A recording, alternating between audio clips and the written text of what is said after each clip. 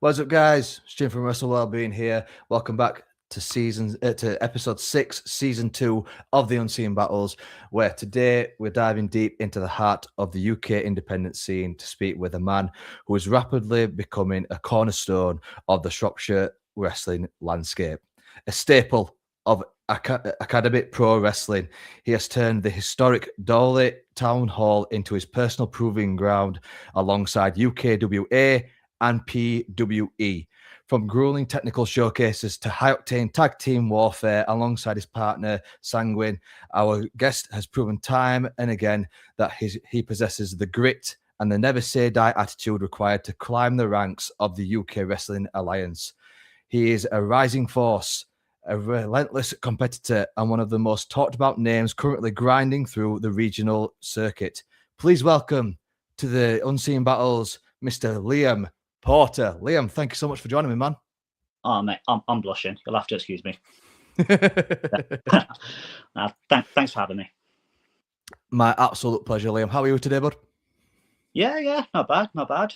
Yeah, just another Monday. Always grinding. Yeah. Absolutely, Liam. So, Liam, let's kick off with a question straight away, mate. What initially got you into professional wrestling? Is it something that you've loved ever since childhood, or is it something that you sort of like came into later on in life?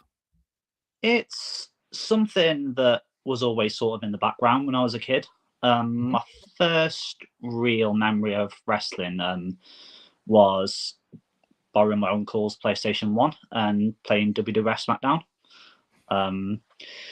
That kind of got me hooked for a little while, and then it was mid-2000s where I started watching WWE properly, and then like slowly but surely I was getting more and more hooked to the point where I was 11 years old and it was pretty much all I watched. It got to the point where on my 11th birthday, two of my main presents were a bike and a copy of SmackDown vs. Raw 2006. The bike got forgotten about for at least a week. Then on I was just sort of hooked, and I've been ever since. Absolutely. So wrestling has been pretty much at the forefront of your mind since very early childhood then? Oh, yeah, 100%. It was never on my mind to sort of try wrestling, mainly because I knew that I didn't have like the look or like the sort of body that a standard male wrestler would have. So I was always just sort of content with being a fan. And it was until it was during the middle of COVID where I was sort of looking at my life so far and being like, what have I not done?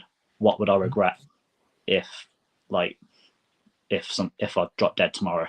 And one of those things was wrestling.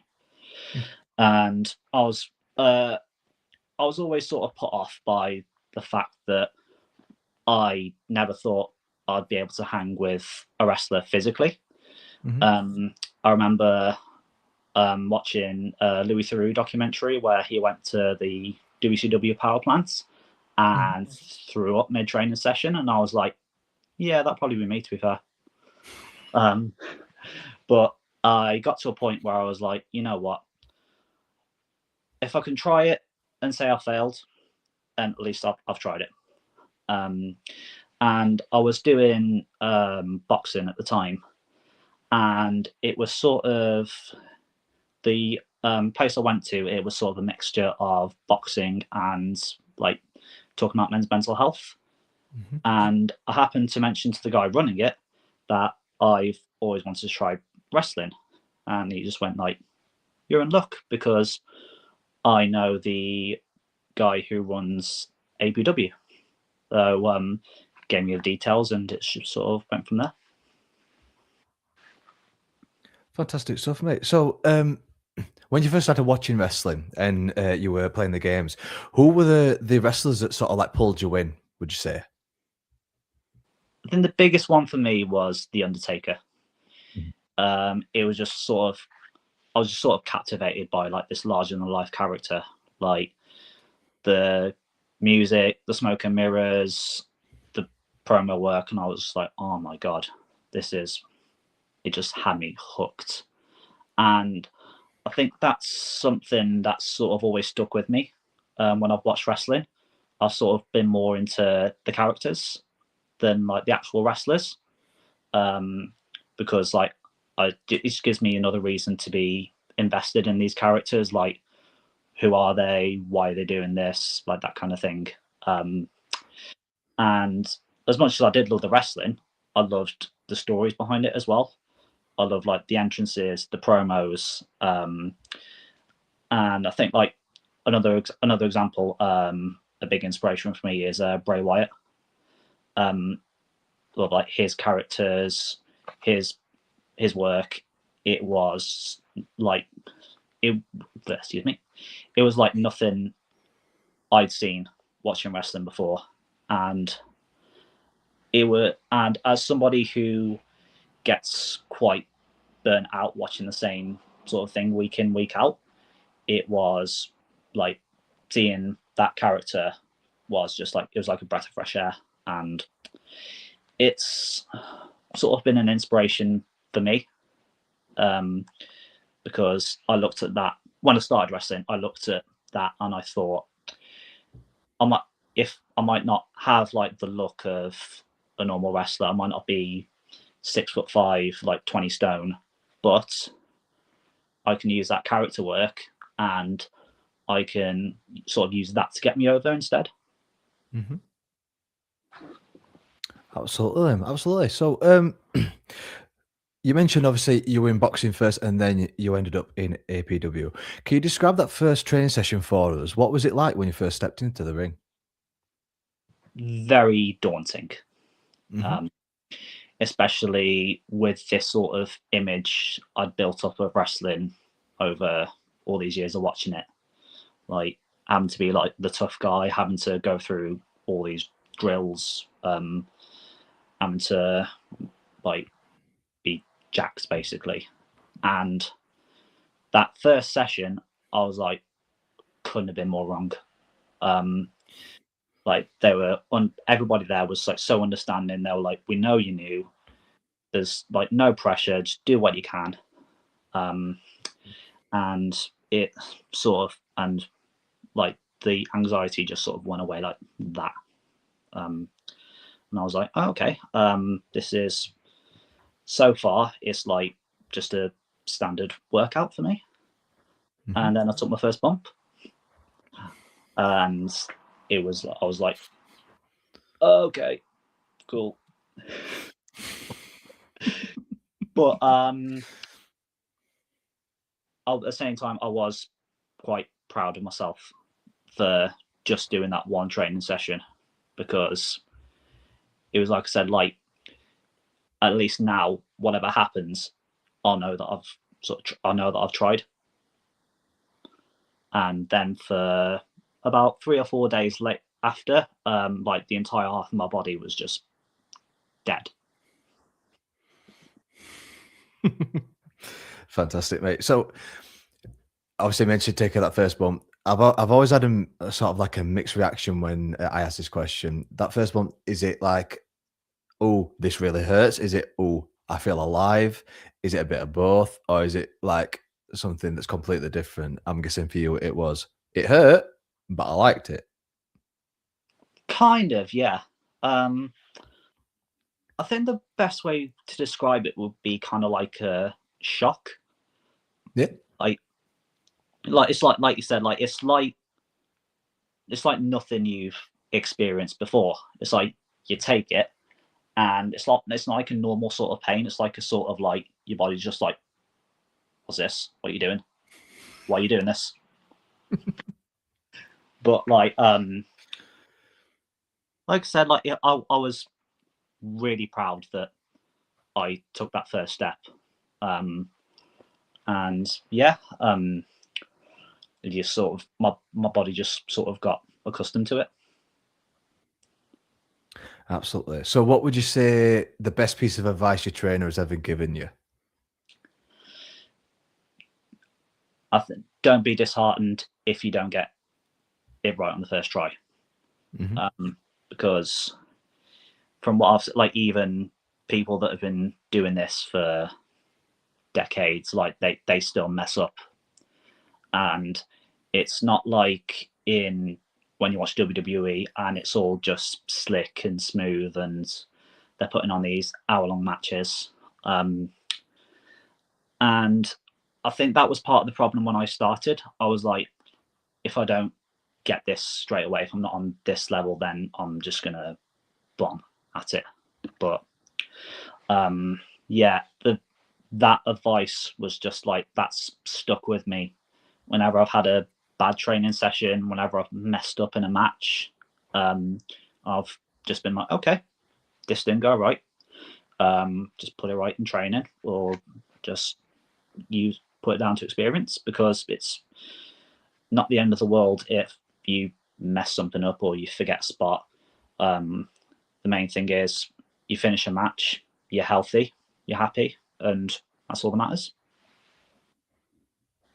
Absolutely, mate. So, would you say that sort of learning that mentality of these things happen, would you say that definitely helps? And does it also help having people that are also quite understanding around you? Oh yeah, 100%. I think as wrestlers, we always need that sort of outside voice that tells you, like, this doesn't matter, or this is fine, this isn't as bad as you think. Because I think this of myself, and I know a lot of wrestlers who think along the same mindset, but we are our own worst critic. We will like psychoanalyze like our matches, our movement, everything, and we'll be like, oh, that was rubbish, that was rubbish, that was rubbish. But just sitting there on your own and just thinking that, it's really detrimental, I found, because those thoughts just sort of spiral, and then you just like your head drops and it sort of carries on into training or your next match or whatever. But if you've got somebody else there with you, like another experienced voice to tell you, okay, this is how you put it right, or it's not as bad as you think, it's massive. And I wish that I could go back and tell myself that, because I think that did set me back quite a bit when I first started. Okay, fantastic, mate. So, what would you say have been some of those most memorable moments or matches in your career so far? There's been a few, to be fair. I think my first singles match was in November 2023 against Big Mike Wild. While it was a squash match, it was probably some of the most fun I've ever had in a wrestling ring. It was a moment where, like, character-wise, things finally just started to click for me. It was a moment that I've been waiting for a long, long time, and it was just the best feeling. Going out, getting that reaction, and going back afterwards and getting a standing ovation from the locker room was just like, okay, cool, I can do this. Another one, it was the back end of last year, where APW went to Comic-Con at the Telford International Centre. We did like a weekend show there, and from what I was told, it was the first time that wrestling of any kind had been at that venue in 30 odd years. So just get to be on the card for something like that was really cool. Yeah. I think another one, probably one of my favorite opponents to date. Actually, my favorite opponent to date. Last year when I wrestled CJ Rawlins, it was quite beforehand. I was quite worried about basically back keeping up with him, about trying to get up to that level, because I was obviously I'm still very inexperienced. I've still got a lot to learn, so I was just there like, oh, I'm gonna bomb. I'm gonna get blown up, but like working with him was so easy, and he went to my pace, and I feel like we were still able to put together one of my best matches to date. So that's something I was really proud of. Fantastic, mate. Thank you so much for sharing that, mate. So, obviously, as people that know you will know, you've wrestled for championships before. How do you prepare for such a big match, like a championship match, both mentally and physically? I try and sort of see it as just another match, really.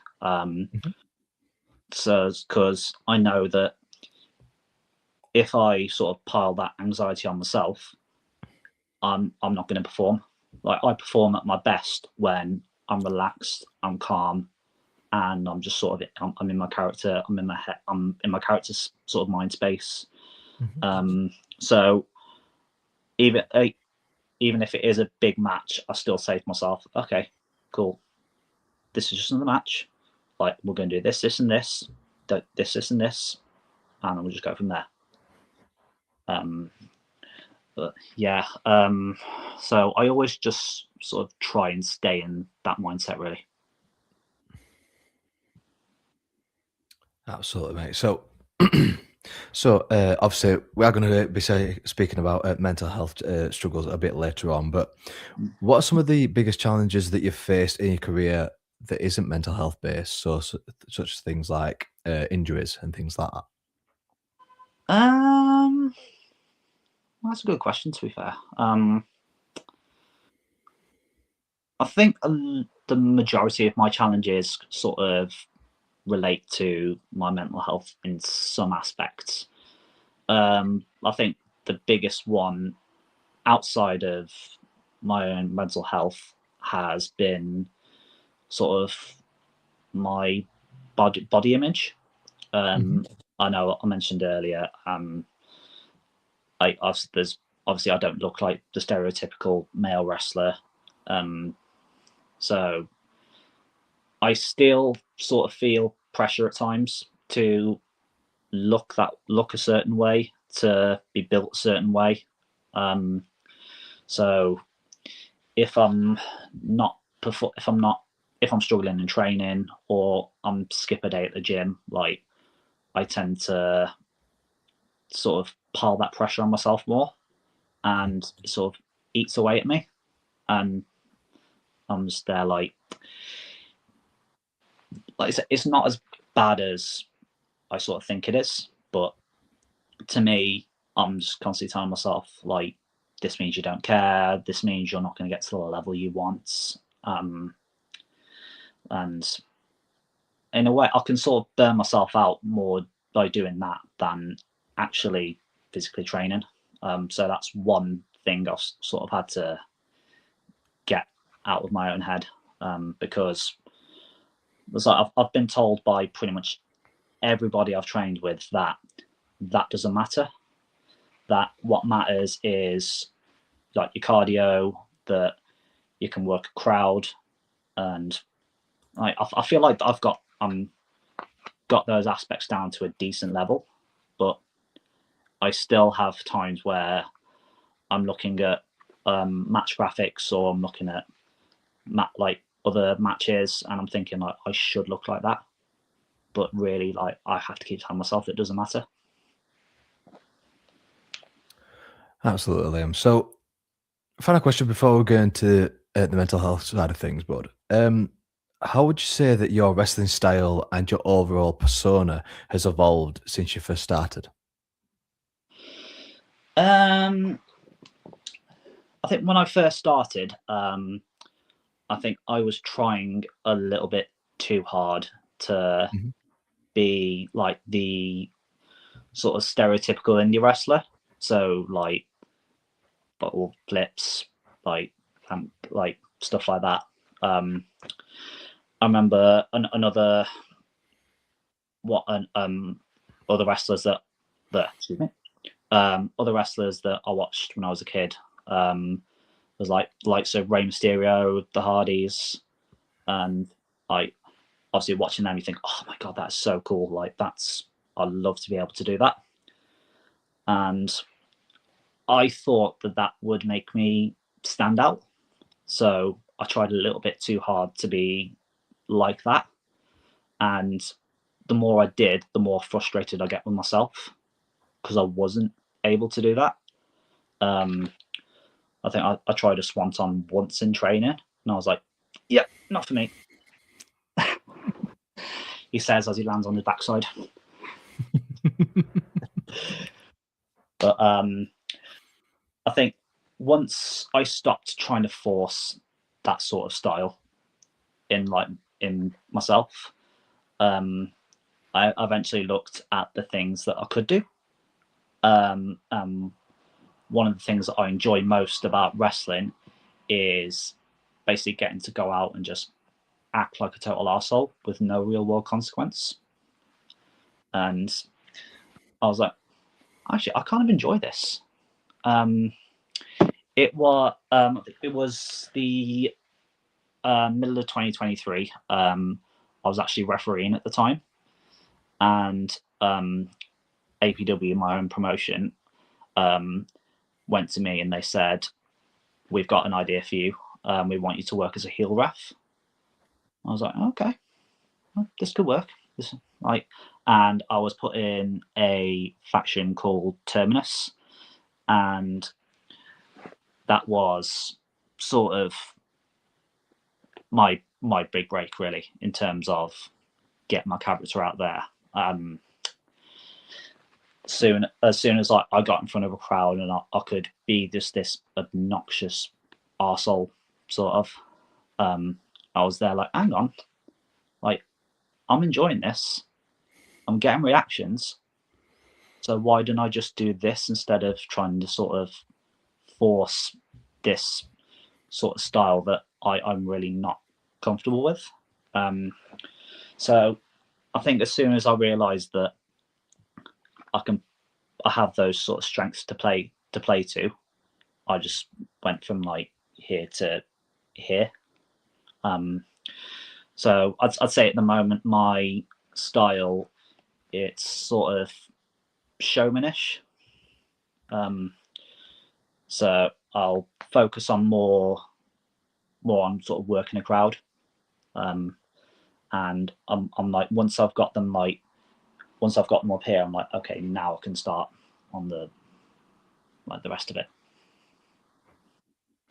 Absolutely fantastic, mate. So, a couple of quick fire questions for you, Lynn, before we get into the mental health questions. Sorry about that. First question, mate, is what is your favorite finishing move of all time? Ooh. I've got a couple, to be fair. I've always loved the RKO, mainly because you can just sort of hit it in from like any sort of angle, from any sort of position. And it helps as well that Randy Orton's another wrestler that I loved watching growing up. I'll hold my hands up, I've nicked a fair few of his moves. Yeah, if you're watching Randy, love you. I hope Randy Orton watches this. So yeah, RKO I love.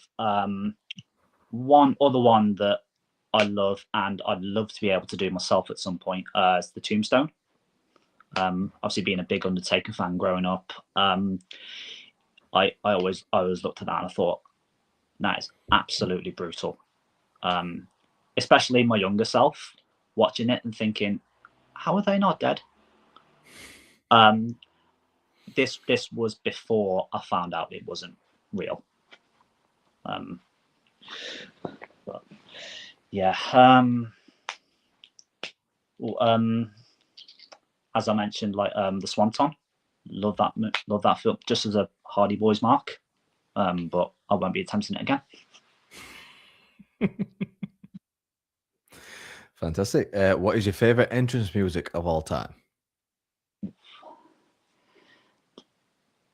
I think that's a tie between The Undertaker's music and Edge, Metalingus. Like those two will always never fail to get my blood pumping. Yeah. Had that on in my room a fair few times as a kid. Fantastic. What is the best crowd you've ever performed in front of? Ooh.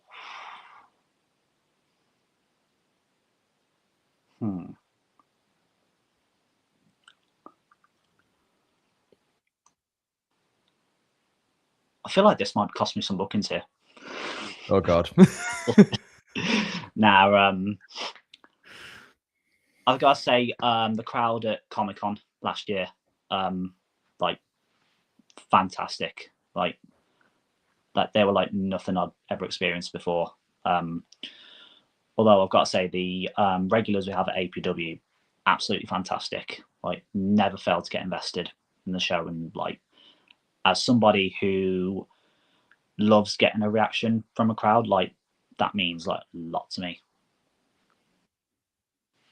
Fantastic. Got a couple non-wrestling related questions. What's your favorite cheat meal?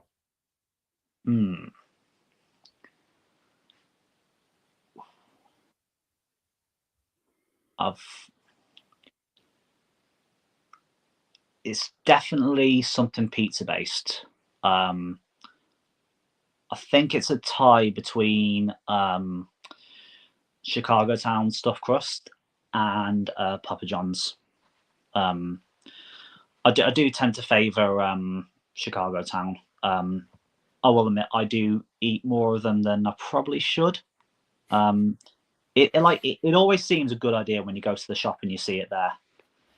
It's like, oh, I'll have that for tea, and then an hour later you're just sitting there questioning every life choice you've ever made.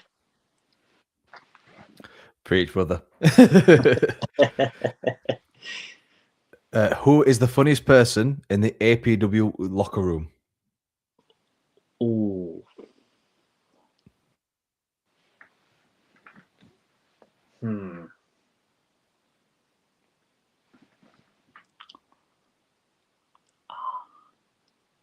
That's a good one.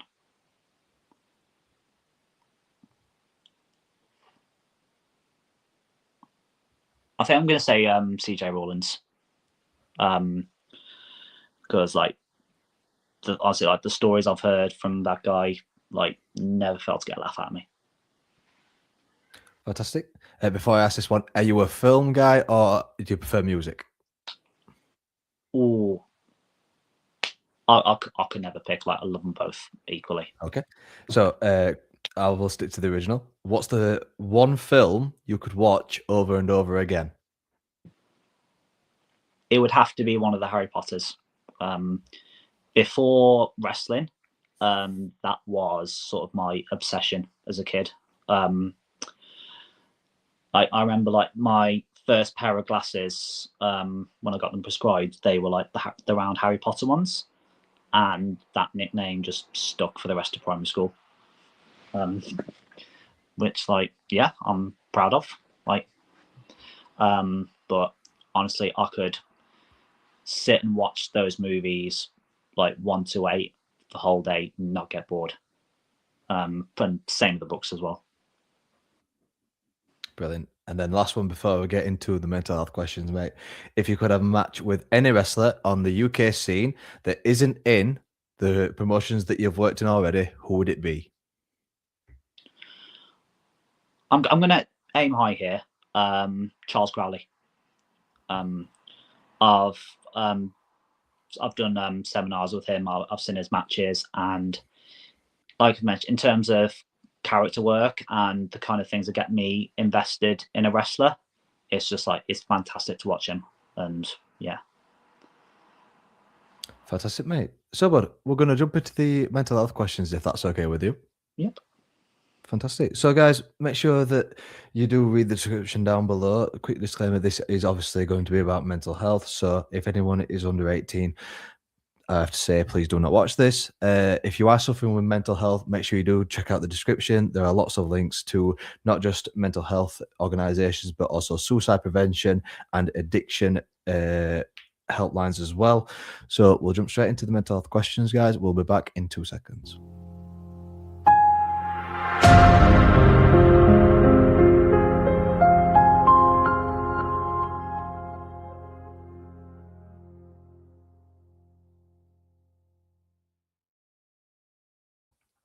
So, Liam, to start off this section of our chat, mate, can you tell us what is your biggest fear? Is that just in terms of wrestling or just in anything? I'd probably say as a whole. Okay, cool. I've always had a sort of fear of hurting people, which obviously for me is a big thing in wrestling. Like my worst nightmare is going into a match and injuring somebody, which I know, like, it's a weird thing because I understand that, like, this is the kind of thing that happens. Like, it's what we sign up for. And if the roles were reversed and somebody injured me, I wouldn't bear a grudge, like, in the slightest, because I'm just like, you know, this is what we do. These are the risks we take. But yeah, it's always different when you try to tell yourself these things than, than if you tell somebody else. So yeah, I'd say that's what worries me more than most things. Okay, thank you for sharing that. So, before we came on, you mentioned that you suffer with ADHD.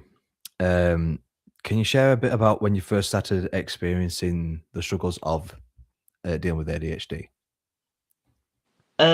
It goes back to when I started secondary school, so like the age of 10, 11. Funnily enough, like the same period of time I got into wrestling properly. I always knew there was something sort of different about the way my mind worked. I was never able to concentrate on something the way a normal person would. And my mum, bless her, she did everything that she could to sort of get me the help I needed, but the school system failed me. To be quite blunt, they sat down with me, my parents, and they just went like, "He's a normal kid." And I didn't find this out until much later on, but they turned around to my mom and said, "The problem's at home." And like, speaking as like someone who was there, that could not be further from the truth. And yeah, so that sucked, finding out that she carried that with her for all those years. So I went through the rest of my childhood and the start of my adult life not knowing I was normal, but thinking that what was going on up in my mind wasn't really worth looking into. I just sort of had to deal with it, essentially. And it wasn't until I want to say start of last year where my fiance turned to me and said, like, this is something you need to get checked out, because it's not normal. I'm like, okay, yeah, like I sort of always knew it, but I was worried that if I went to the doctors, they just fobbed me off the same way the school did. And it wasn't. I didn't get my diagnosis until about 2 months ago, so it's very recent that I found out that it is ADHD. And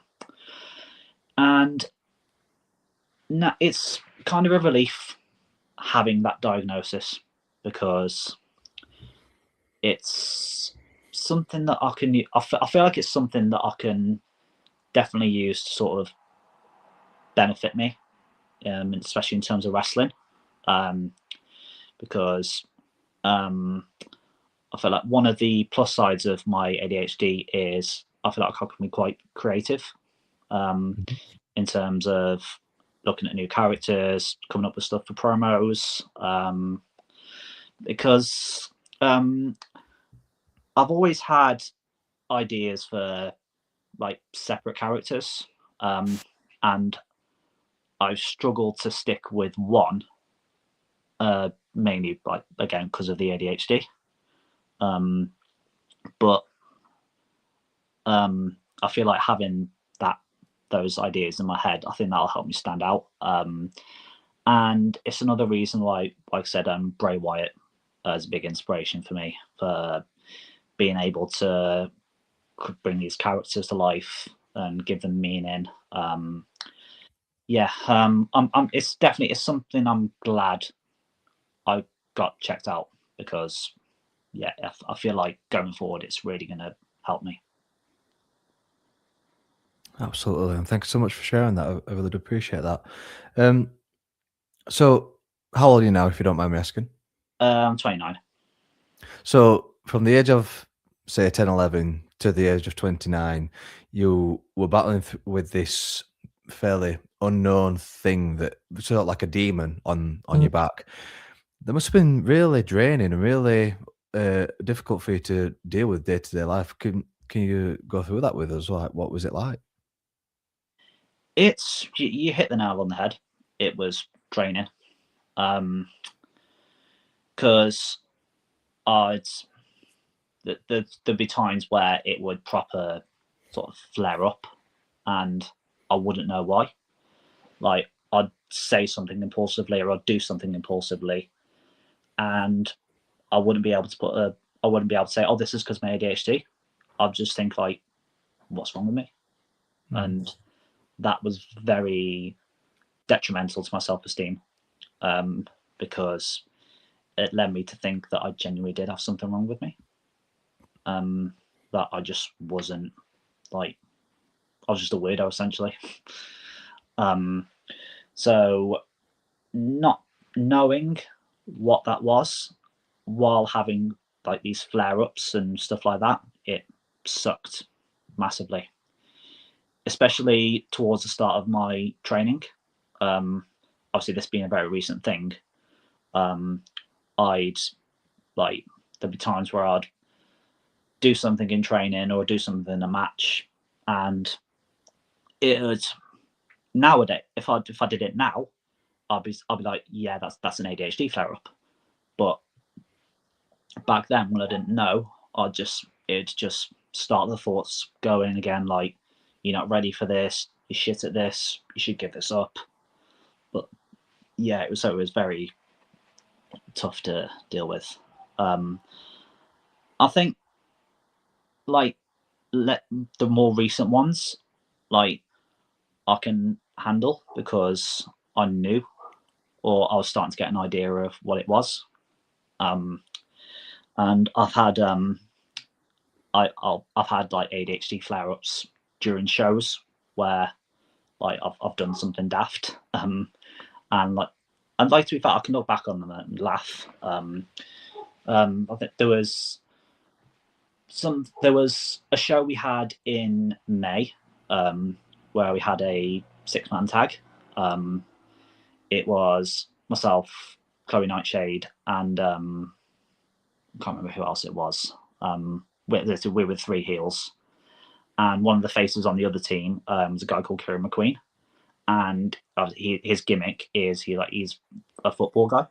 So he comes to the ring with this football, and he leaves it in the middle of the ring, and like my brain just goes like, if I booted this to the entranceway, I'll get a lot of heat. And before I could think about it, I just did it, and it sort of all happened in slow motion. I kicked it, and I watched it go into the crowd. I was like, oh dear. Like, by the grace of God, it hit an empty seat. But, like, but I can look back on that now and just be like, yeah, that's ADHD moment. Pretty good shot though, mate. Yeah. So, when you're having when you have these ADHD flare-ups sort of thing, now that you have a diagnosis, and I'm guessing that have spoken to your peers about this, Yeah. are they quite understanding? Is it just sort of a case that yeah, that's fine, or have you had any controversy because of it whatsoever? No, like everybody involved has been like massively understanding. It's quite funny because you don't realize how common this kind of thing is until you're diagnosed with it yourself. Mm-hmm. The amount of people I've spoke to, like inside and outside of wrestling, said, "Oh, you're not alone. I suffer with that too."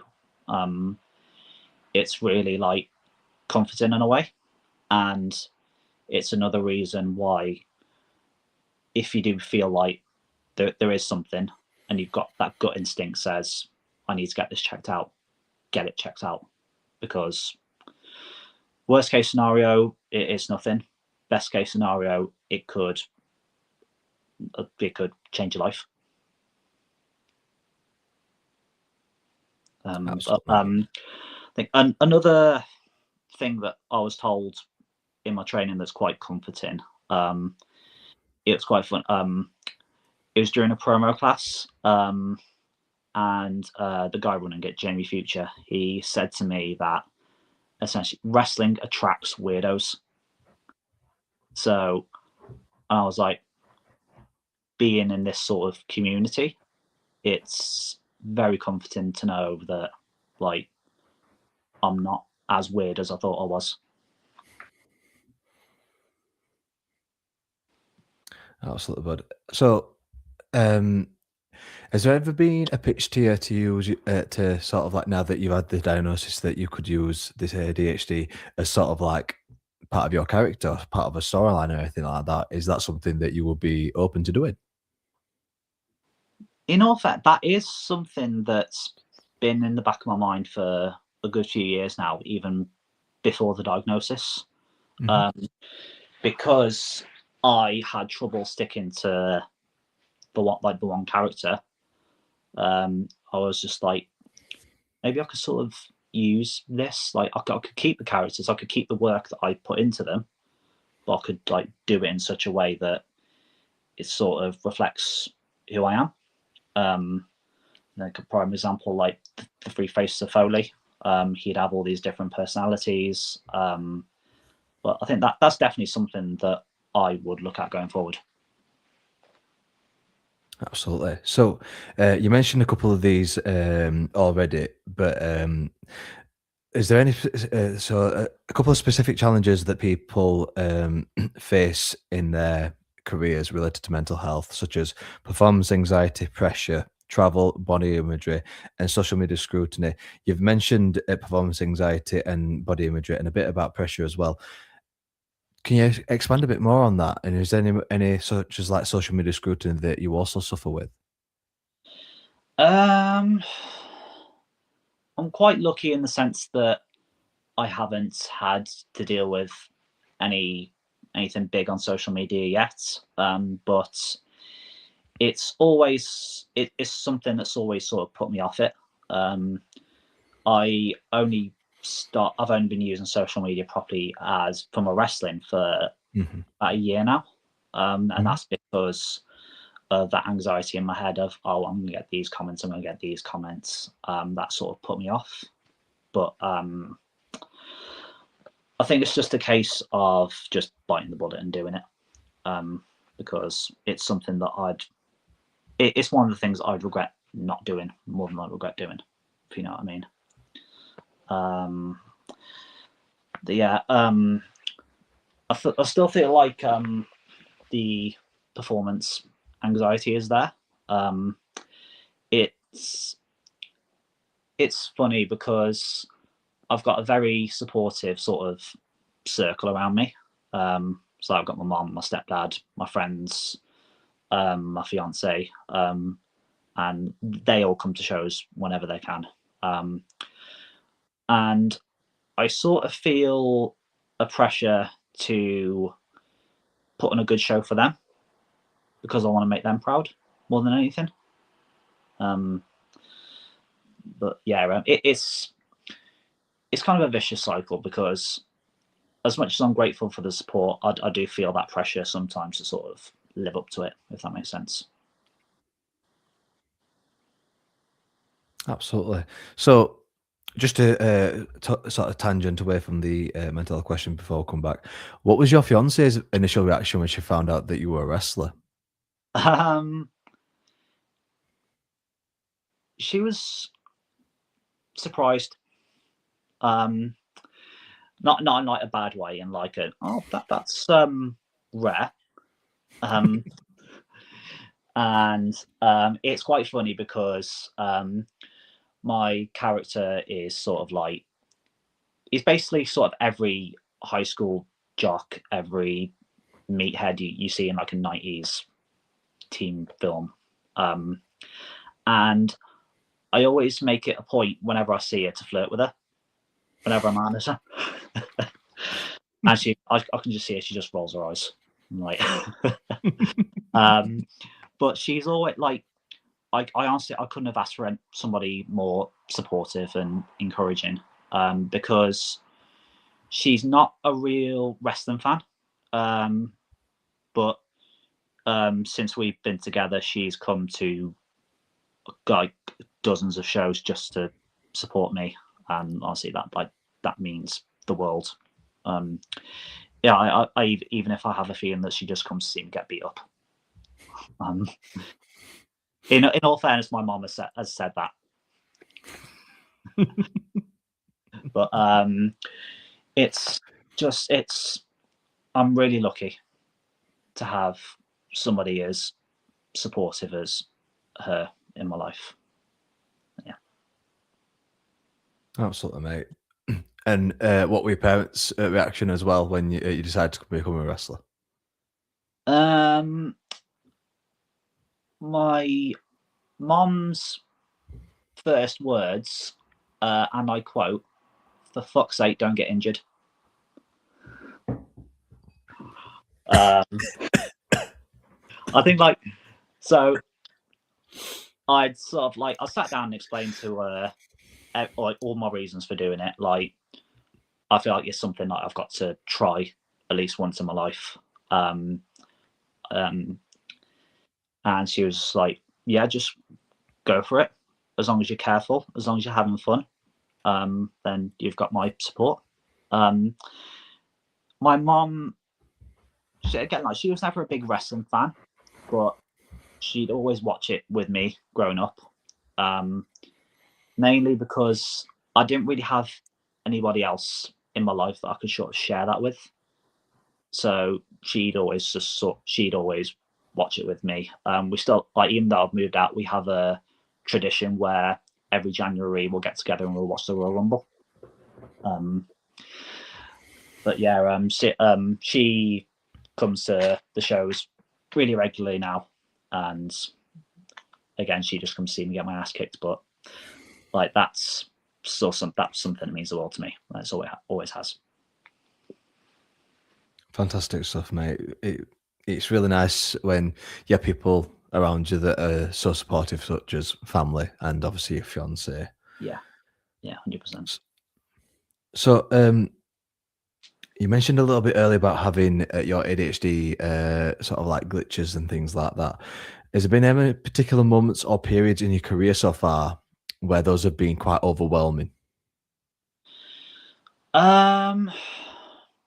There was one period a couple of years ago. I haven't told the story to very many people, but there was a period in 2022 where I very nearly quit wrestling altogether, because basically I was having these flare-ups, and a lot of it was to do with like character work, moveset, stuff like that, and I was kind of getting desperate to find something that stuck, but nothing was sticking. Mm-hmm. And it was quite disheartening. Even though I look back on it now and it was just sort of like, it was a learning curve. at the time, I was just sort of stuck in this mindset of, is this going to happen? Am I ever even going to get in front of a crowd? I was also, at the time, I was in a relationship with somebody who wasn't as supportive as me of me wrestling, even though like I'd made it clear that it was something that I loved. Like it's like almost like the polar opposite of my fiance now in terms of support.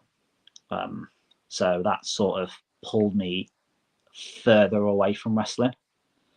I like to the point, like I said, I was considering just walking away. And then that relationship ended in 2023, and it led me to what I can only describe as probably the worst bout of depression in my entire life. I just felt, when I wasn't wrestling, I just felt lost. But looking back, it was probably the best thing that could have happened to me, because it let me put all this energy into wrestling, and then once I put all that energy in, that's when things started falling into place. I'd stop having these flare-ups, like the anxiety would sort of simmer down, and then by the end of the year I was wrestling on shows, and it just sort of went from there, really. Fantastic stuff, mate. Now, obviously, if you don't feel comfortable sharing this, you don't have to. Did you ever have a sort of like a rock bottom moment where you just thought all hope was lost? I'm quite lucky in that I've never experienced like what I'd call proper rock bottom, where there was no way out.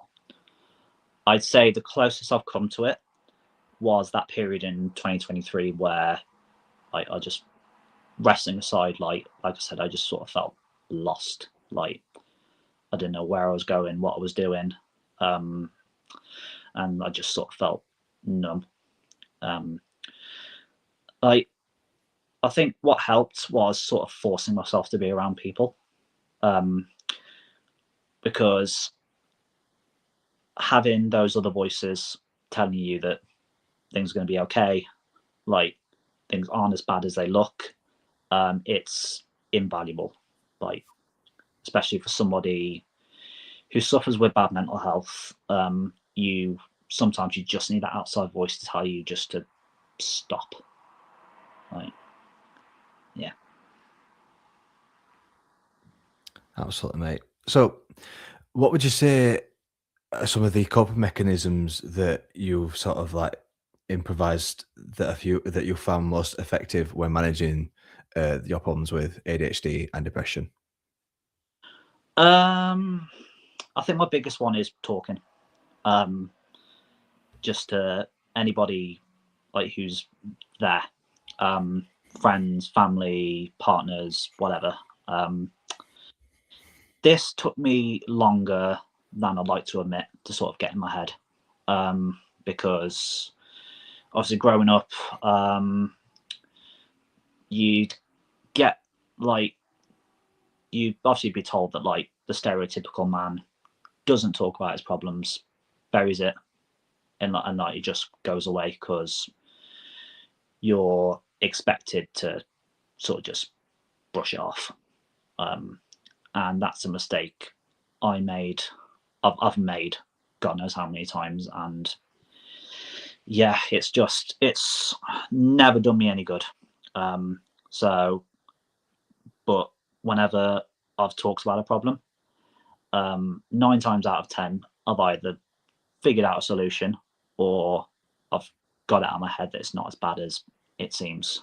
I think another coping mechanism that really works well for me is just being active.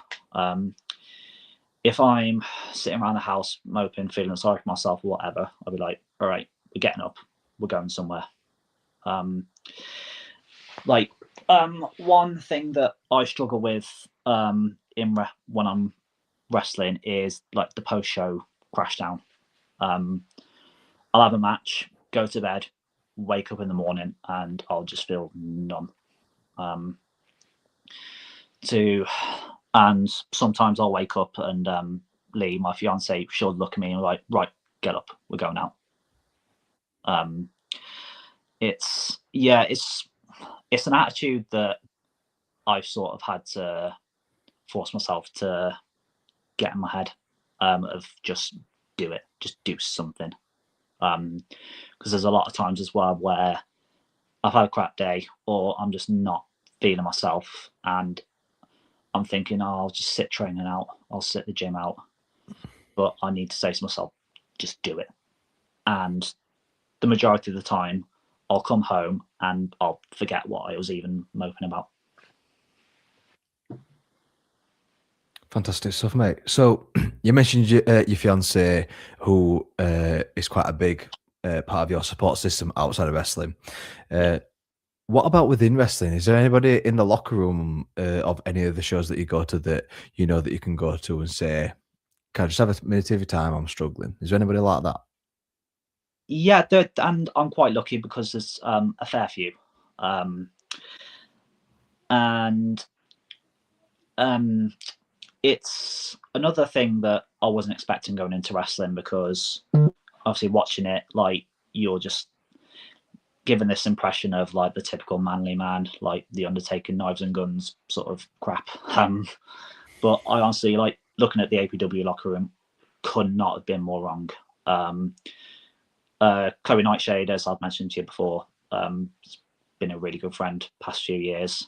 My stable mates, Sanguine, the Briar, they've been fantastic. Really been a boost to me in terms of my confidence in ring.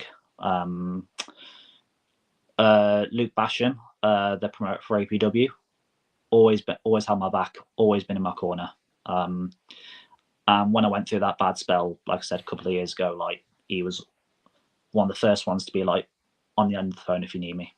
Obviously, like, that was big in terms of pushing me through that sort of period in my life. There was a retired referee as well called Derek Haslin, who he trained me to referee, and like both inside and outside of wrestling, he was just a godsend to me for that period of my life. And in terms of sort of getting myself integrated into shows, into wrestling life, like, it was amazing. Fantastic stuff, mate. It's good to know that you have people around you at all times, no matter what. Yeah, 100%. So, for anyone that's watching, Liam, whether they are a wrestler, whether they're a fan, or if it's someone random that's come across this podcast for whatever reason, what message would you give to that person that's struggling with their mental health and feels though they can't talk? What would you say? Just do it. It's tough. It's something that feels difficult to begin with, but once you do it, once you talk, you go to the doctors, whatever, it will be one of the best decisions you ever make. And it's that thing again of it's the things you don't do in life that you regret, or the things you don't do in life that you regret rather than the things you do. So if you've got something on your mind, or if there's something in your gut, just like, this isn't right, is just talk to somebody, whether it's friends, family, doctors, because it could potentially be a life-changing decision. Fantastic. Thank you for that, Liam. I really do appreciate that, bud. So, how do you believe that the wrestling industry as a whole can better support its performers' mental well-being? I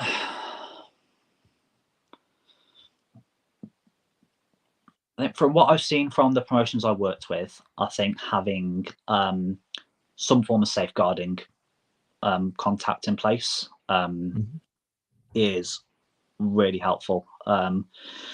Because it's quite daunting being that new guy on shows. You don't really know anyone.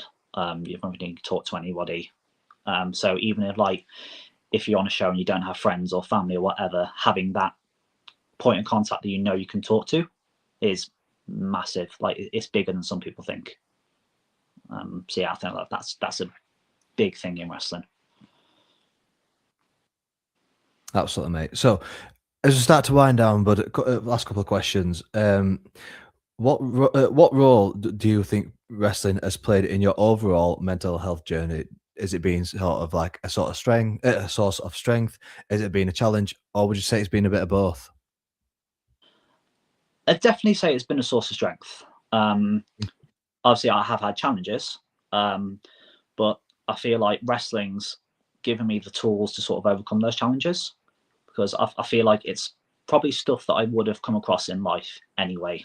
So like, in terms of confidence or anything like that, I think like wrestling sort of given me the tools to be like, okay, I can overcome this. Once like, if you're applying for a job or you're asking somebody out, you can just be like, you know what, I've wrestled in front of 200 people. Why can't I do this?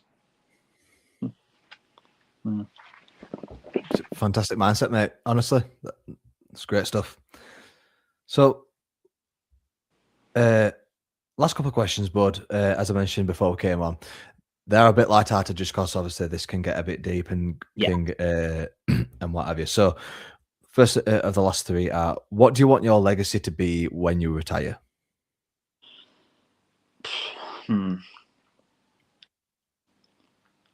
That is going to sound very like cliche, but that I was happy doing what I did.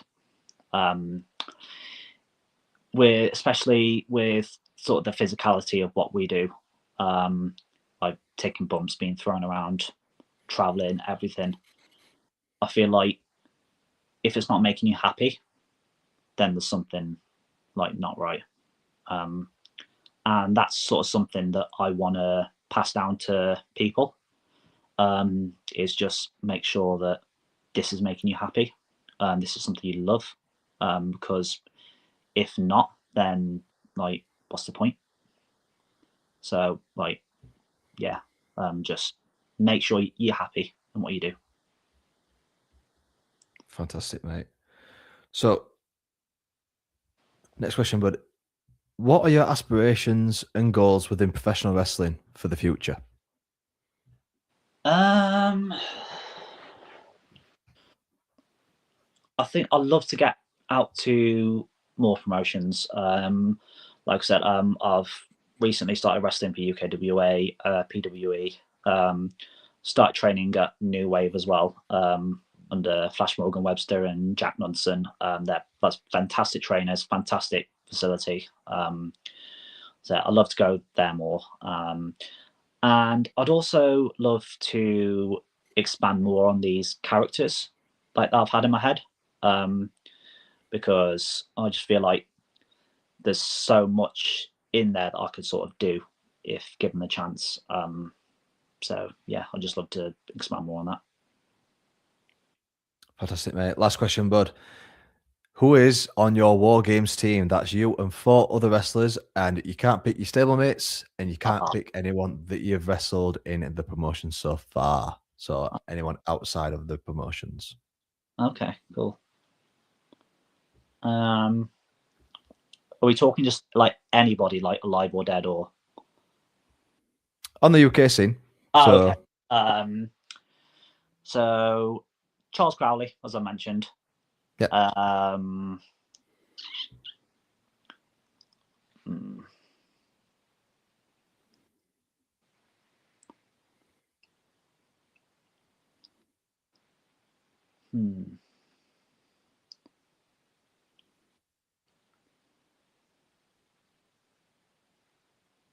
All the stuff about mental health, and this is the toughest question so far.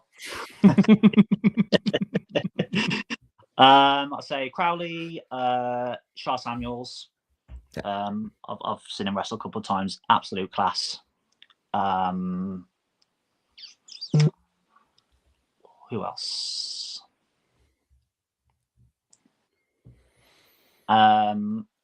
Also, so for the last two, I'd also say Grizzled and Veterans, so Zach Gibson, James Drake. Fantastic, mate. Absolutely fantastic. So, guys, that is the end of today's episode of the Unseen Battles. I want to send a massive thank you to Liam Porter for coming on today, Mud. Thank you very much. It's been great. Really do appreciate it, mate. As always, guys, make sure you go check out Liam. If you look at the QR code just above my head and you scan that, that is a link to Liam's Instagram page at www.instagram.com/liamporter.pw. Make sure you go check him out, give him a follow. Also, go check out his stuff on YouTube as well with the guys at the promotions that he's on. Liam, I'm going to let you take us out, buddy. So if there's anything you want to say, anything you want to get off your chest, anything you want to plug, go for it, my friend. APW, we're returning this Saturday, Dawley Town Hall. So if you're locals of the area, come check us out. Fantastic, mate. As always, guys, make sure to remember it's okay to talk. And as always, we'll see you guys later.